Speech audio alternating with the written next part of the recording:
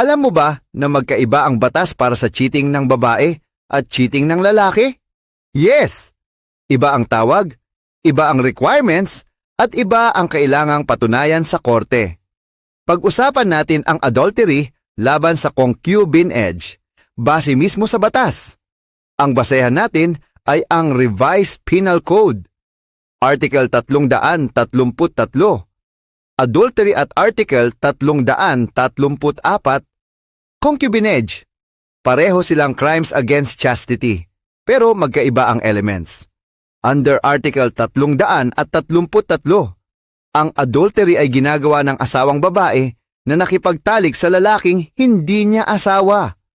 Una, kahit isang beses lang na sexual intercourse, pwede nang makasuhan.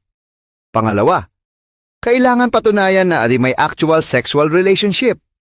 Pangatlo, yung lalaki na karelasyon niya ay liable din kung alam niyang kasal ang babae. Example, si Maria, kasal kay Juan. Nakipagtalik siya kay Pedro kahit isang beses lang. That is already adultery under Article 333. Under Article 334, ang concubinage naman ay ginagawa ng asawang lalaki.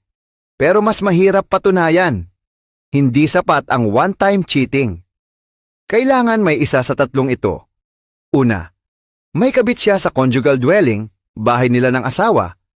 Pangalawa, nakikipagrelasyon siya sa ibang babae sa scandalous circumstances. Pangatlo, may cohabitation o parang nagsasama sila bilang mag-asawa sa ibang lugar.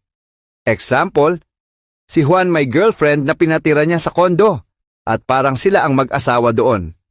That can be concubinage under Article 334.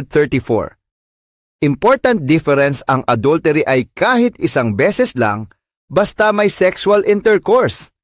Ang concubinage ay hindi sapat ang one-time affair.